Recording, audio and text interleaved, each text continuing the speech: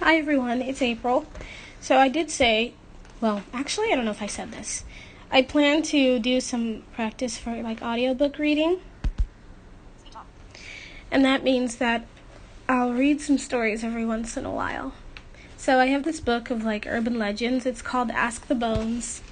And it says here that it was retold by A. Olson and H. Schwartz. That's Schwartz. And they're a bunch of not scary stories, but creepy stories, a little bit odd. I would compare it mostly to the Goosebumps book series.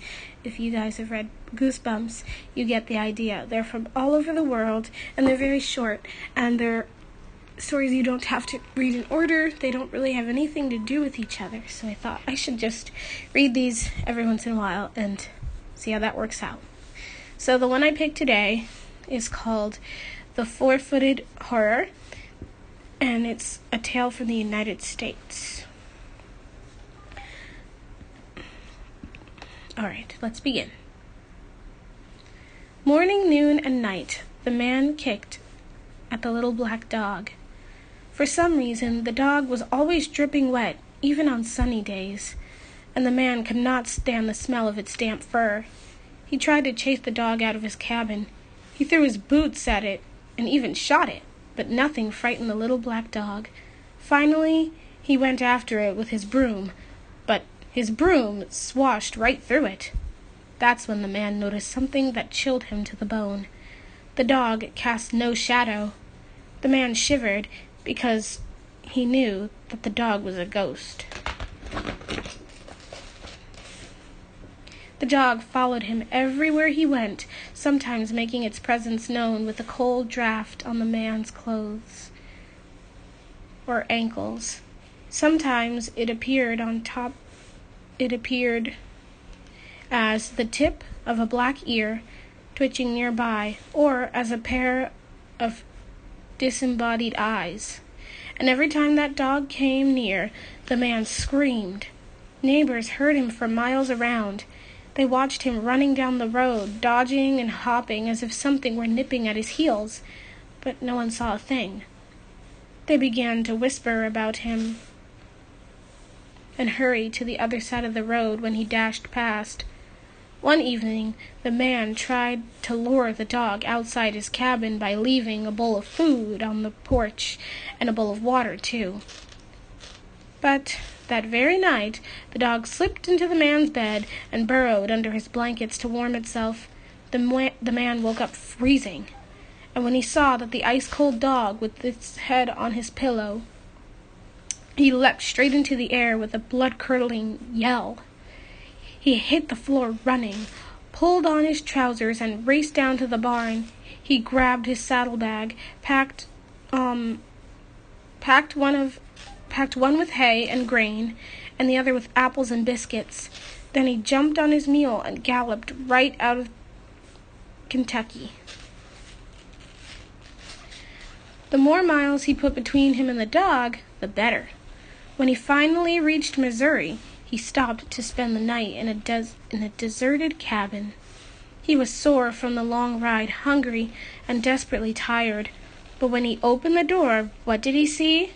The little black dog. The man just about jumped out of his skin.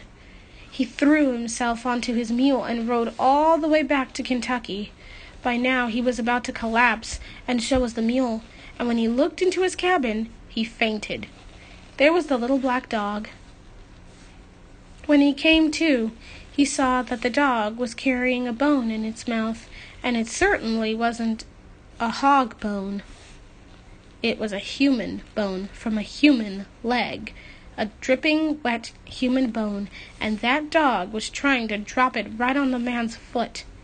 He leapt to his feet and ran screeching down the road with the dog chasing him, the leg bone clutched in its teeth. Even the meanest dogs in the country slunk away when they sensed that the little black dog was coming, their tails tucked between their legs. But the man couldn't get away from his ghostly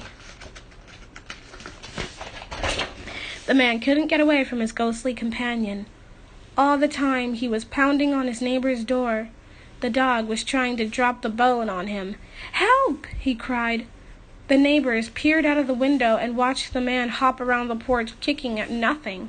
The neighbors were afraid to open the door, but he finally came out and asked, "What's wrong?"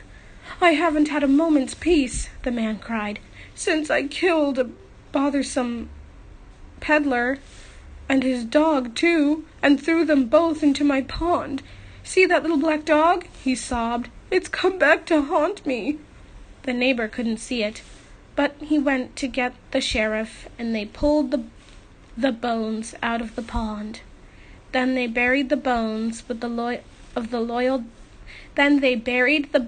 that loyal dog in the graveyard, right beside the bones of its master, and took the killer off to jail. And where was the jail? Right beside the graveyard. The man never saw the little black dog again, but it haunted him for the rest of his life.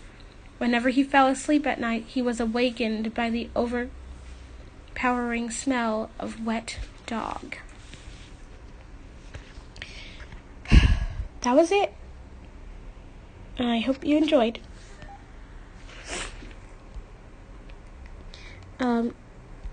By the way, I'll probably do these again.